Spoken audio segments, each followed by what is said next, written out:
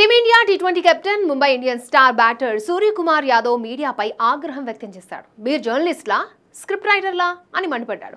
అసలు విషయం ఏంటంటే టీమిండియా యువ ఓపెనర్ యశస్వి జైస్వాల్ దేశవాళీ క్రికెట్లో ముంబై జట్టును వెడుతున్నట్లు వార్తలు వచ్చాయి.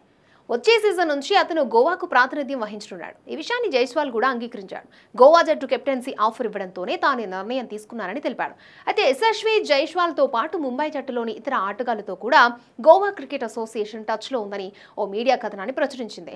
అందులో సూర్యకుమార్ యాదవ్ కూడా ముంబై జట్టును వీడేందుకు సిద్ధమయ్యాడని చెప్పుకొచ్చింది. ఈ కథనంపై ఆగ్రహం వ్యక్తం చేసిన సూర్య అందుకు సంబంధించిన స్క్రీన్ షాట్ ని షేర్ చేస్తూ సదరు జర్నలిస్ట్ పై మండిపడ్డాడు.